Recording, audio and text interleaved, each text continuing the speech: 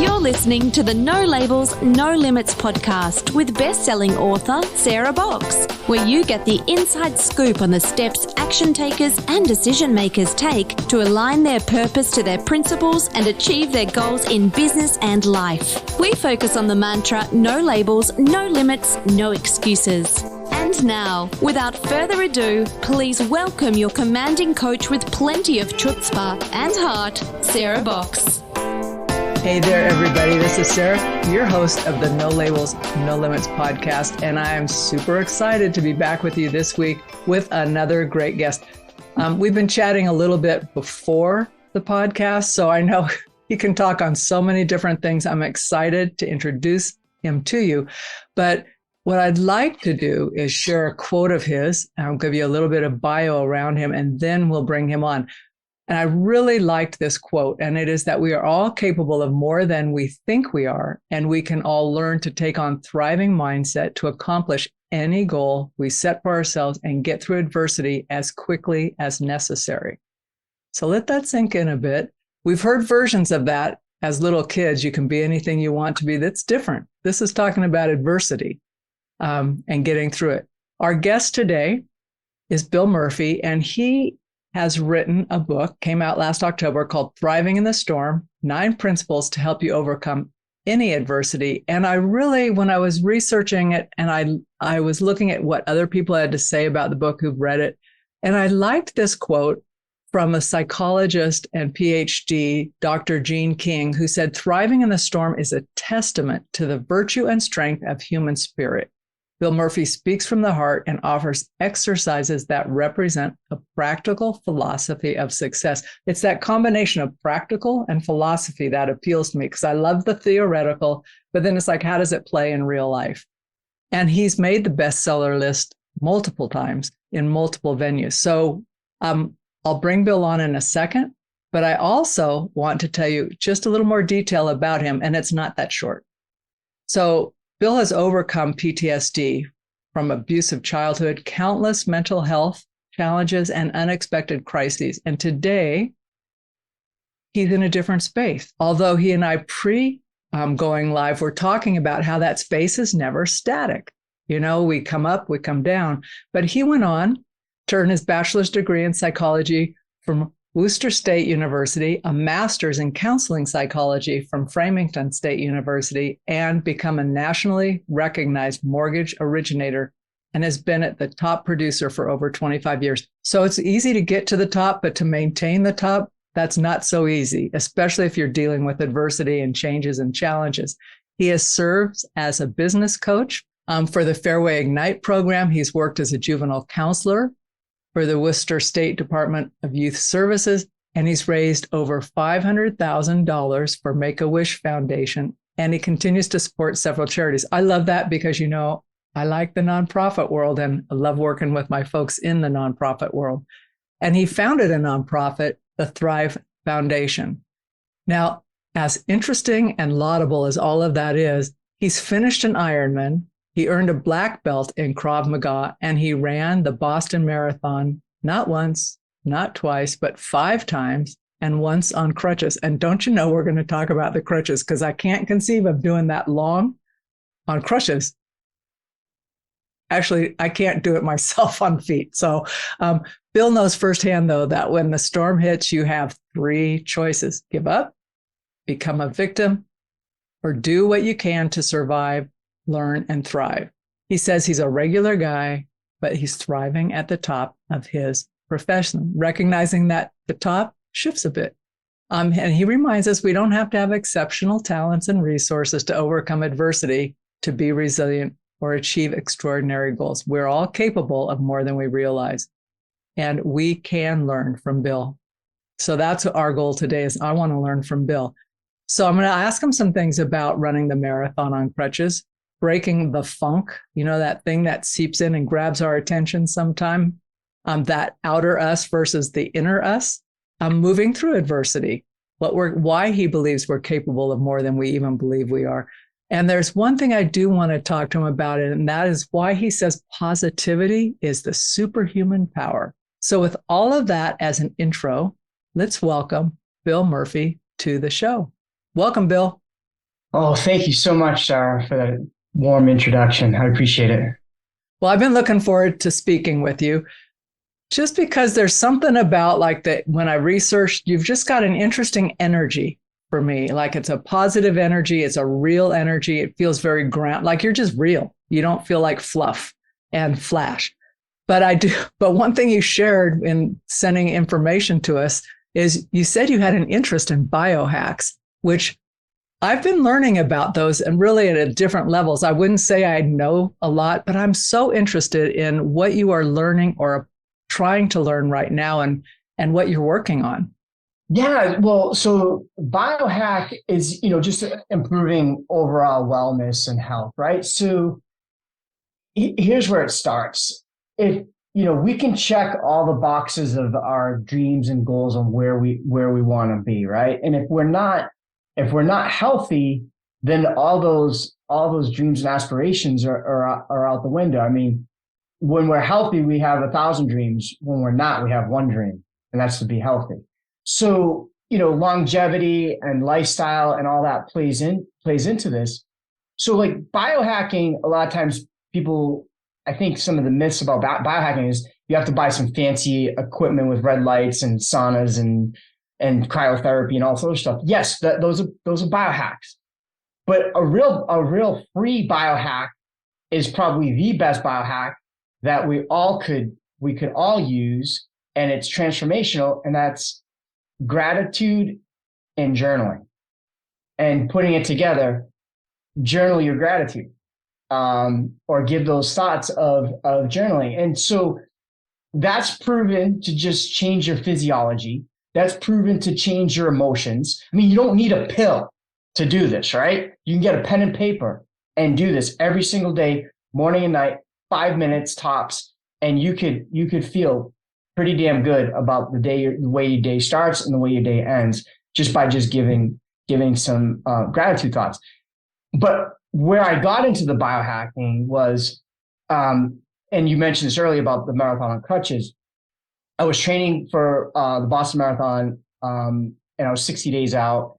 And it was during COVID, so they moved the marathon, which is typically on a Patriots Day in Massachusetts, in April to October. And so it was in August, and I was walking down my stairs, and when I missed the two bottom stairs, and I tore my quad like instantly. I just landed wrong, tore my quad, and it was the most excruciating pain that I've ever had. It was like the quad actually detached from the knee and rolled up into the hip, if you can imagine. It was so bad that the bulge in my leg, when I touched it, I thought it was the bone, but it was actually the tendon, kind of sticking up. So it was just really, really painful. So I went into surgery the next day. And so my doctor says, there's no way you can do. And I said, hey, I got to do this for Make-A-Wish. I got to, I want to run. If I can't run it, can I walk it? He's like, you're not walking for any time soon. And you're not. I said, what about crutches and all sorts of stuff? He says, no, absolutely not. You can't do any of this stuff. So 60 days out. And so day one, I'm sitting in my recliner because I couldn't even make it up the stairs to, the bedroom. So I'm sitting in my recliner and just trying to figure out a way to get better and do this marathon on crutches. Well, the Boston Marathon says no. Everybody says no. Liability. What are you, crazy? You're still recovering from the drugs you were on when you were put out for the surgery. And I probably was. But here's the thing. I said, you know what? I committed to these kids and raising money for Make-A-Wish. And this was my fifth time doing this for the Make-A-Wish organization.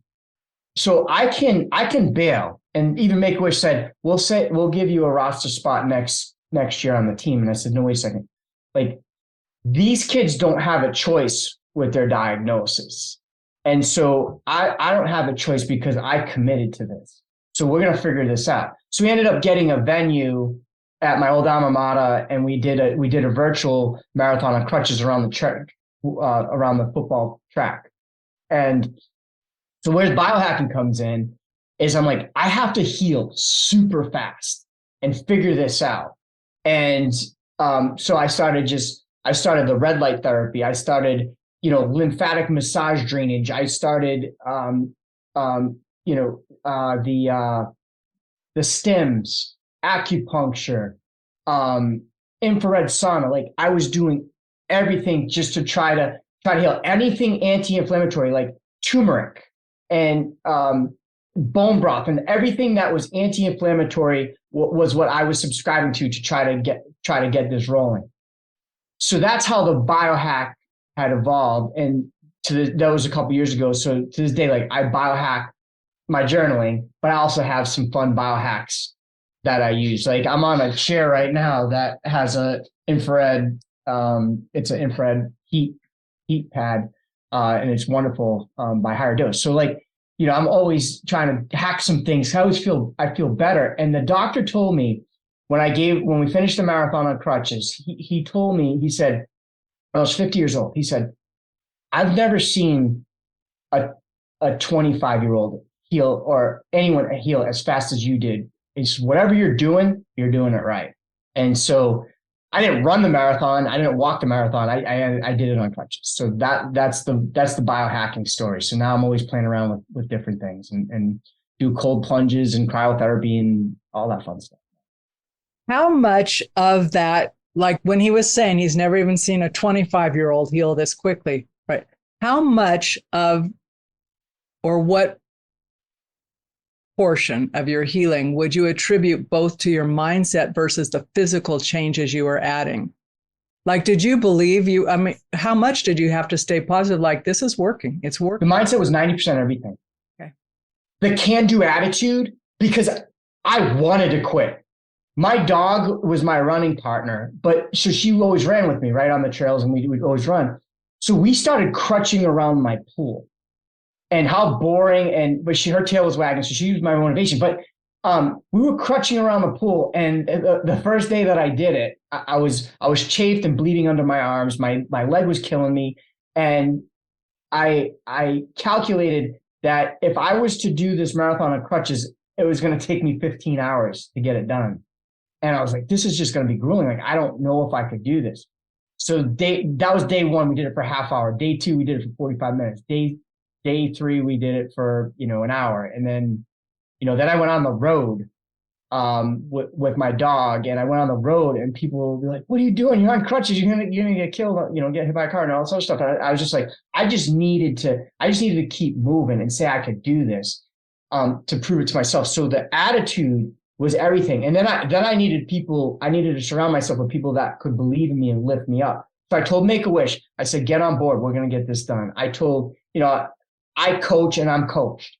And I told all my coaches, whether it was my trainers or my executive coaches or whatever, I was like, I need you to back me on this. I told my friends, I told my family, just support me. I don't ever want to hear that this is going to be impossible. It's going to be hard to do. So the mind absolutely came into play. And to take it a step further, I did a lot of meditation, which is kind of a biohack. And I meditated and I visualized the healing and getting and the success of the marathon on crutches. Okay, so that was a lot. And where were you in writing your book during this time? In the middle of it. It was almost done. So the last chapter was written when I was going through this. And that chapter was called Success to Significance. And it was just like so serendipitous how things play out. Like I just went through the most painful exercise that I wouldn't wish on anybody, but so many things happened. I raised quadruple the amount of money that I would have raised if I just ran in Boston for the marathon. And I quadrupled that what I would have raised because of the awareness that I did and the news coverage that I received. All the major news channels were at the marathon covering it, and so people just donated to Make-A-Wish because this crazy guy on crutches is killing himself doing this. I'm going to give to this cause of Make-A-Wish. So it brought attention to it, but the success to the significance. Yes, I've enjoyed a little bit of success in business. I've enjoyed a little bit of success, with my philanthropic efforts individually. But the significance is when you can make it impactful on everybody else. And so that's me modeling for my kids to say that, to show them that I said I was going to do something. I'm going to do it. And it's for a cause greater than what I stand for. And that was, this Make-A-Wish organization. These kids don't have a choice. So, we brought awareness, and we raised a heck of a lot of money for the organization. And, my kids got to be a part of it. So that was, yes, I enjoyed a little bit of success in my life, stumbling and crawling and failing forward a lot. But the significance is modeling that for my kids and others. That takes my breath away a little bit, just because you mentioned a couple of things in there about knowing that they didn't have a choice, but you did, and you could have chosen to quit. No shame. No one would have said anything crummy about you, right? But you couldn't, because that was part of you. But you also shared about the accountability that that book provided for you, right? It's like, it is putting the pedal to the metal. It's like, okay, if you believe these things, let's see how it plays out. Yeah, a great point. Well, so that's adversity, right? So the whole book was about 9 principles of getting through adversity as quickly as you can. Well, if I sat on my recliner and stayed on the medication that was prescribed to me, and even self-medicated, with whatever, and gave an excuse to eat whatever I wanted, and said, you know what, I'm down and out for a while. I have a prescription that says I can just chill and not pursue anything. I get a free pass. No one's gonna crucify me for that. But I said, how can we get through this as fast as we possibly can? And I wrote about it. And if I just stayed laid up, then I'm a hypocrite. And I couldn't live with myself releasing that into the world and say, hey, get through your adversity as fast as you can, where I didn't do anything about it. So what was the motivation? Because you hadn't hurt yourself at this point. So what was the motivation for writing the book in the beginning? Pretty funny. So you and I talked on camera prior to this about the Enneagram 3, right? And so the Enneagram 3, you help me phrase this, but because I know you're the expert in this, and you are the expert, Sarah. Funny. Is you have a lot of self-doubt, and you look around and you're like, am I worthy? Should I be here? Do I belong here? So that's where I journaled. My book was comprised of journal notes for years, right? And it's usually, I always journaled after a workout, in the morning after a workout, and then at night, or a combination of those three. And I remember when I did my first Ironman, I'm looking around at all these incredible athletes, and I'm saying, man, these guys are talking a language I don't understand. They're talking nutrition I don't understand. They're talking performance I don't understand. They're talking about a course I don't understand. Like, I barely dressed properly for this event. And I'm like, I don't know if I belong here. And then I had to snap out of it. Yes, they're human. You're human. Let's go. You put in the training. You put in the work. You are capable of way more than you give yourself credit for. So I have to shift. I have to shift that doubt, that unworthiness feeling, and then take that to the, I'm going to compete and I'm going to give it my best. And there was a phrase, and I know you're a big mantra person. I love the mantras, right? So I always try to play games with my own mantras. So there's a category, and I study this, about, if there was 3,000 people, there was about 500 people that don't finish, right? So there's a good percentage. And I said, and it says, did not finish or did not qualify. It means you may have finished, but you didn't meet it in the time. So I just said, I'm not a DNFer. I'm not a DNFer. Did not finish. I'm not a DNFer. I'm not a DNFer. I'm not a DNFer. I'm not a DNFer. I mean, it's kind of negative in a way, but it's like, I will not ever quit. I'm not going to quit. I will not be a DNFer. So however much pain or whatever obstacles I encounter along the way, I will not quit. And that was my mantra. I'm not a DNFer. So how did that translate into, not being a DNFer, translating into going down the journey of writing a book, which is in and of itself not an easy thing to do. Well, it was about we are capable of way more than we believe. Okay. So that's how that started. And then it went into the whole adversity piece. Then we kind of bankrolled that into the adversity piece of you have three choices. You could have a victim mentality where you just lay down in bed, hit the snooze button 5 times because you either had a bad day or you have a bad day ahead of you that you're perceiving, or you could be in survival mentality or mindset and you'd be like, hey, how you doing today? Surviving. I'm surviving, getting by, just coasting, so that's not really helping anybody. And it's not helping you. Yes, you're sleepwalking your way through life in that particular moment and surviving. Great. But the thriving mindset is where the magic happens and where you can really feel good about yourself. And that's the self-actualization, that Maslow's hierarchy. And that's where you hit achievement in spite of, the cards that you've been dealt.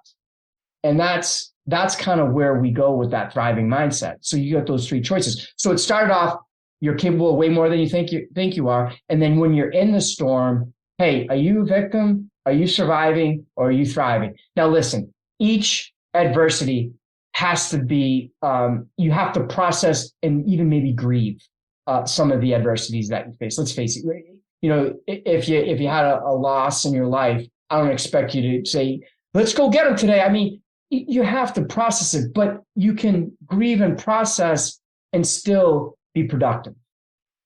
They're not mutually exclusive to be grateful and to grieve,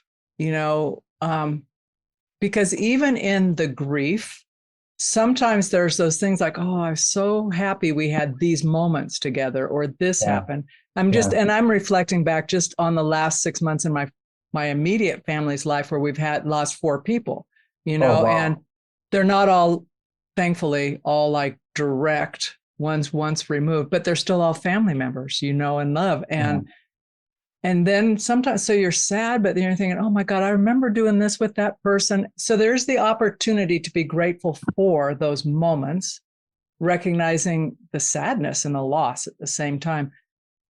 How many folks do you think, when you're working with them and coaching them, or in your collective group that you hang with, how many folks fall into the trap of one of those 3 more than another? Or the bucket of one. So like, how many folks tend to be in the like, oh, I'm just surviving? Oh, that's a great question. So I do want to talk about this. So I work with a lot of folks that are high achievers, and then I work with some that want to be high achievers and have they all had one thing in common. They have some success, right? The one thing, when they're all stuck, the ones that are stuck, this is great. The ones that are stuck spin their wheels and they don't know how to get out of it. They tell themselves. The ones that are high achievers that are stuck are figuring it out. What can I do next? What is the next best thing I can do now? Like, they have that common denominator, like the thriving mindset that we talk about. They are always looking to get to the other side.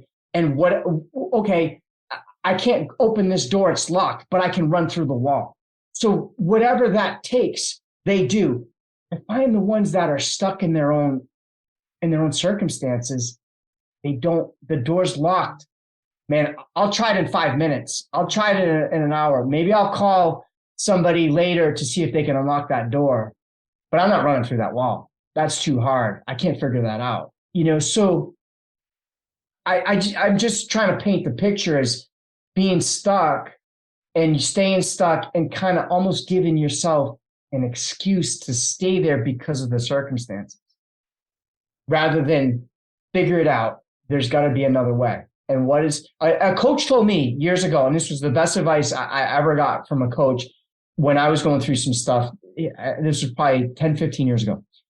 He said, you can't do anything about these circumstances right now. It's kind of like the serenity prayer. You can't do anything about what you can't control. But what is the next best thing you can do right now in this moment? And I've never forgotten that. And I'm always thinking okay, I'm up against it. We're up against it. We can't do it this way, but we can do it this way. This is the next best alternative. So I find that there's a common denominator there. Yeah, I think that's really insightful. And sometimes I think it's easy to get stuck if we think the way we planned on doing it is the only way or even the best way. Because sometimes getting stuck opens us up like, what's the next best thing? That next best thing might even be better, right? Yeah. You didn't think of it. It was just like a stopgap, but then someone else came in, something else happened. So we can get stuck in this mindset of like, I planned it. It's supposed to happen this way. And if it's not happening this way, I'll wait until it does, right? It's like, okay, even something as simple as like, go do the dishes, do something, right? Get the momentum, because that inertia does nothing for us. So great points are, so really what we want to do is program ourselves to always look for the alternative in our situation. What is that? So always have plan B. Just have plan B ready, or know that there needs to be a plan B if you don't have it ready. Because does anything ever go the way we plan it? No, it's not a straight line to hitting your achievement. You're going to zig, you're going to zag, you're going to fall. And so while you're falling, you're going to have to course correct. And that's plan B, plan C, plan D. You got to keep figuring it out. And that's why we quit so many times and don't continue with our goal, is because we get so far off course and we don't try to course correct. We say, you know what? It's not meant. How about this one? It's not meant to be. Surviving, getting by, not meant to be. Yeah, I always think when I hear that said, I think it's not meant to be the way you planned it, but it's meant to be some way, right? Yeah. Just stay open. Yeah. And that really means we have to have a growth mindset, be willing to pivot, be willing to not be the smartest person in the room, right? Maybe someone else has a great idea. Absolutely. Which is kind of fun. If you can start making a game out of it. I told my husband the other day, sometimes it's great to be wrong. Because he said, you were mistaken. And I said, I know, sometimes it's so great to be wrong. And he goes, say that again. I said, it's true, because I didn't know there was a different way to do that until you showed it to me. And I'm thinking, that was great. I learned something today. Yeah. Thanks. Like gamifying things that are hard. I play games with myself all the time and like training. So right now I'm in a pretty arduous training regimen. We were doing another Ironman, right? And so on the weekends I have to do a lot of I have to get a lot of hours in my runs, and I don't listen to music. I listen to books or podcasts. So the way I look at it is like, instead of saying, damn, I got 3.5 hours of a run tomorrow, I'm not really looking forward to it. You know what? And this actually happened, Sarah. I was running on Sunday and I had a 3.5 hour run. And I said, you know what? I'm going to listen to Sarah's podcast for 3.5 hours and get prepared for this episode. And so I listened to what's that? I got to go running with you. Yeah. So I listened to a bunch of your podcasts, cool. Moments with Maria and everything, for 3.5 hours on Sunday. And it was like, but the other way to look at it is like, oh man, there's no way. It's cold out. We had you and I were talking earlier in our area. We had record temperature. It was freezing, record cold temperatures. And like, I could have made the survival or victim into like, no one's going to crucify me if I don't run today because it's freezing outside. I was like, no, I can listen to these podcasts because I want to be prepared. And I love your show. I'm a follower now. And I gave you the 5-star rating too, because I'm a big fan. Aw. What's interesting though about saying that is I walk every day with my dog, and I have, like I've said, I'll be back. I'm just doing the short loop, right? Which is not that long of a walk. And then I could be 3 times as long. And my husband goes, what happened to you? I says, well, I was listening to this really great interview and I really didn't want it. I don't want to come home till it's done. Right. Well, it was an 1.5 hour interview. Right? I'm thinking that's how long we're walking. So I do think that those kind of mind games and having fun with things lightens everything up. Yes. So let's talk about your book, because I do want to talk about it. I find that whole principles and getting through adversity and the things that when I internalize what you're talking about, it really is about busting through limiting labels and beliefs so that we can be more and do more, or just show up as who we're supposed to be without saying, oh, that's too hard, I can't do it, or I don't know enough. or who am I? All of that stuff. So will you walk us through a little bit of the structure of the book and a couple of the principles, if we haven't already touched on the main ones for you? Yes. So the first chapter in the book is make peace with your past. And that has two components of making peace with your past. And one is forgive those who have wronged you or who have perceived wronged you. And in addition to forgiving, if you can get to that point and you're already there, you've done the work, the healing, send blessings. Okay. No ill will. You got to let go because that will keep you stuck. The other part of that is, what is your unfinished business or regrets you may have had that it's still not too late to do some sort of version of that today.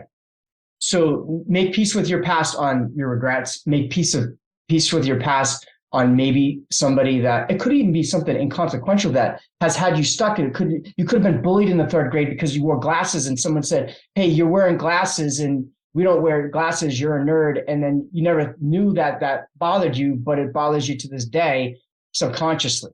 So you might have to do some reflecting and unpacking, but there may be some things that you need to let go. We're so quick to have New Year's resolutions. We're so quick to set goals.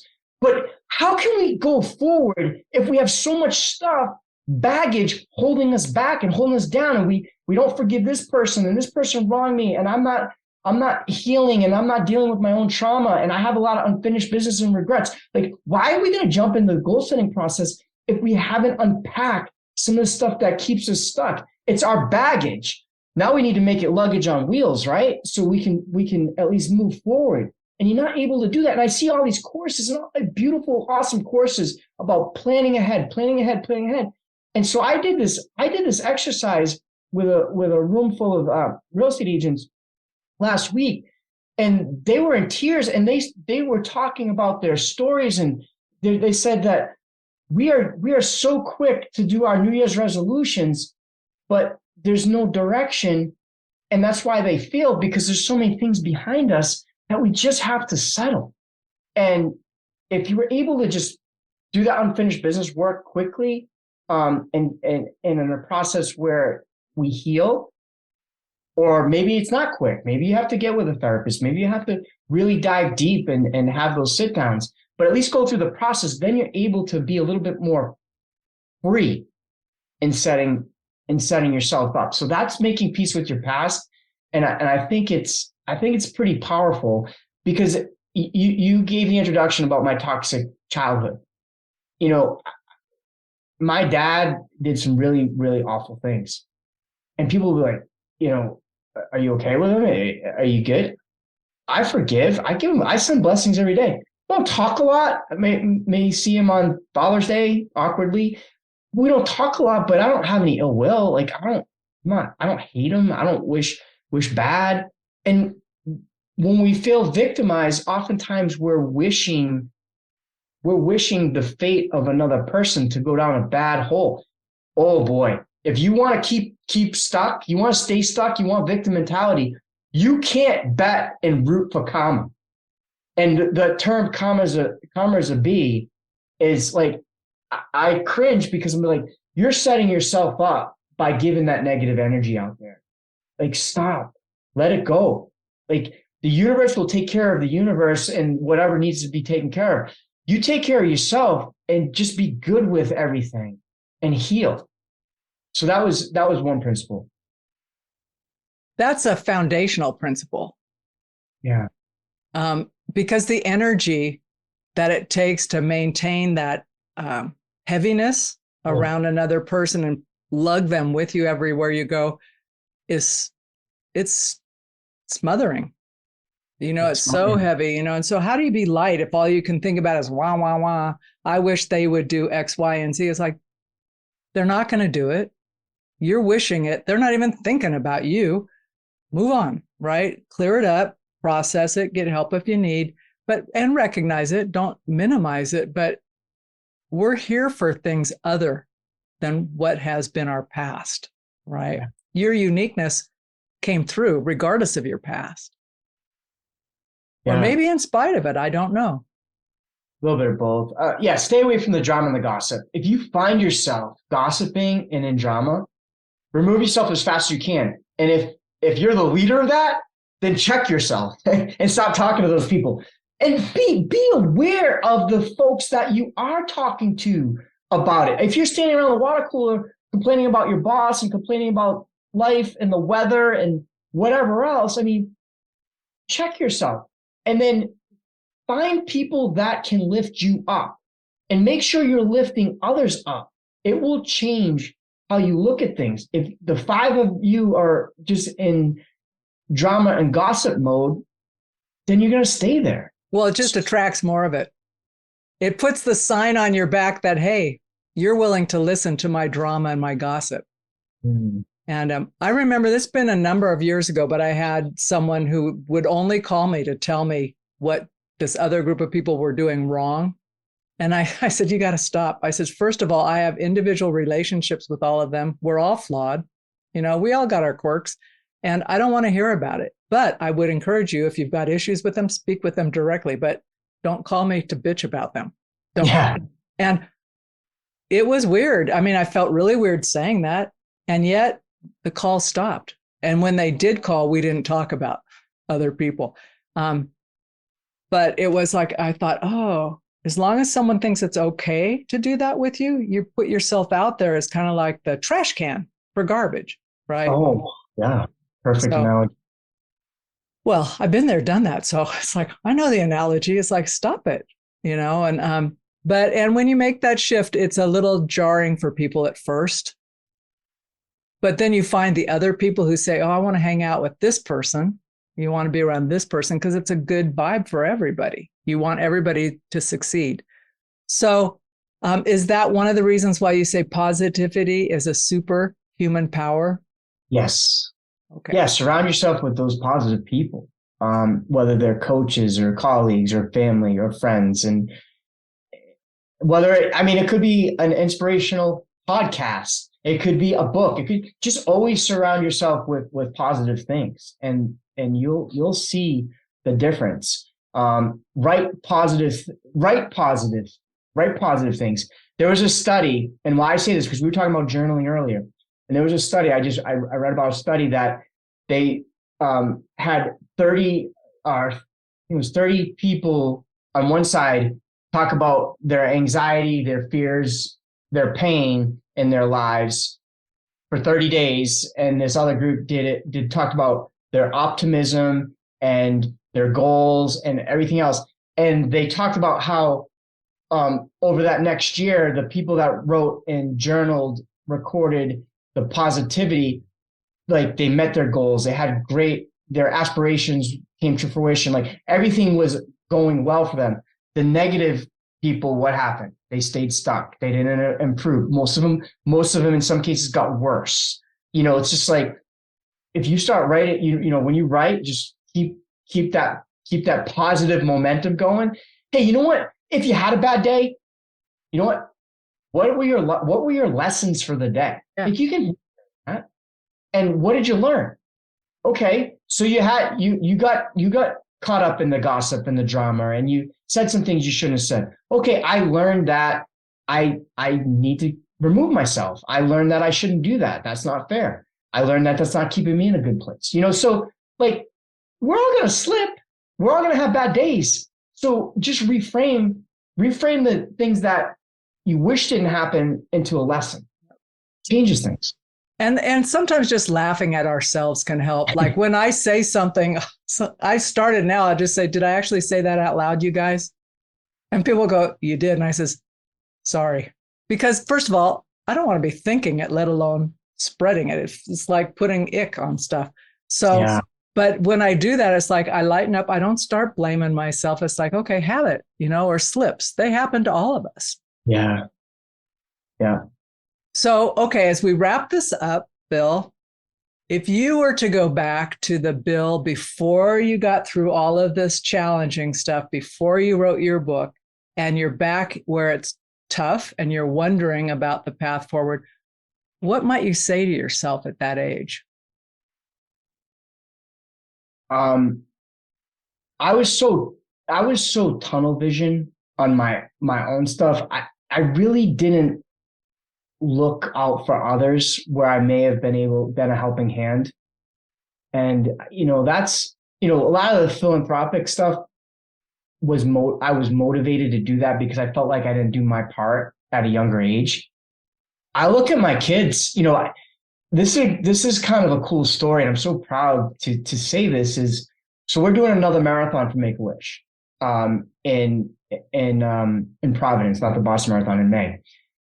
And I get the privilege of running it with my 22-year-old son for Make-A-Wish and my 19-year-old daughter for Make-A-Wish, because they wanted to run. They've never done a marathon. They're not runners. They wanted to do it because they wanted to raise money. And I wasn't there at their age. I cared about what was the next college party and where was the booze and girls, that, and I didn't care about anything. And my kids want to make a difference. And I think just, that's just so powerful. And I wish I did more of that growing up. So I learned from my kids, and that was my younger self that I wish I did. So we're trying to make peace with the past, remember? Yep. So this is my way of doing that. Well, it sounds like you've had a good run at doing it already, and your kids sound amazing, especially since they're not. They can be, Sarah. They can be. Hey, they're your kids. They're not going to be perfect. Remember yourself at that age. Did you think your parents were smart? No, you're still smarter than them. I think it's 25, 26, 27. You start going, oh, I think they might have known a little thing or two. I wish they would call me to just say, how you doing? Instead of, how you doing? Can I have some money? Hey, the grandkids do that to us. It's okay. Yeah. When that happens, I think I'm so grateful we have money. Yeah. I'm so grateful we can say, sure, we can help this time. Because, there was a time in my life where I couldn't do that. So it's that whole okay, I know they're in this teenage years thing. They're great kids. So it's great to have that ability to help them.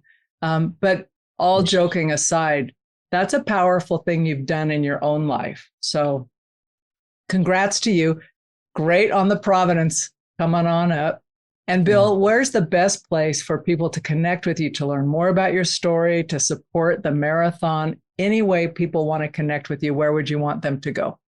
Yeah, thrivinginthestorm.com is our site. I don't know if the marathon, we just finished working on the page, so I don't know if the marathon's up there yet, but that will be. We'll be putting our podcasts are on there. That we've done some resources, free resources, some of the gratitude stuff and the journaling is on there. Some workbook exercises is in there that's from the book. And we write a weekly blog too. And a lot of our blogs lately has been, what has you stuck? And I'm relating about stuck and what do you not feel capable of doing? And, some of the blogs that we try to keep it relevant, and maybe it can, if one of those things can help somebody, be happy to do that. It will. And you never know. The one person you help may turn around and help thousands of others, and you will never know about it. That's okay. That's the purpose, right? You don't need to know everything. You just need to do you. Show up and do you, Bill. Hey, thanks so much for being on the podcast. I'm glad we got this scheduled. Thanks for being flexible with my schedule changes. And to all our listeners out there, Bill mentioned listening to the podcast. I want to encourage you, if you like this episode, please share it with somebody else who could benefit from Bill's story. Go out and share it with those folks. If you feel so inclined, please give it a rating and review. We appreciate all of those. They make a difference, and it helps bring it out globally to people in other parts of our country and the world. So with that, I want to say, let's get out there and do no labels, no limits, living for all of us. Thanks. You've been listening to the No Labels, No Limits podcast with best-selling author, change agent, and strategic vision coach, Sarah Box. You can grab the show notes and find out how to work with Sarah at sarahbox.com/no labels, no limits podcast. We'd love this podcast to reach as many people as possible. So please remember to rate, leave a 5-star review, and share the podcast with someone you think would get value from this conversation. Until next time, keep taking those daily action steps to align your purpose to your principles and achieve your goals in business and life.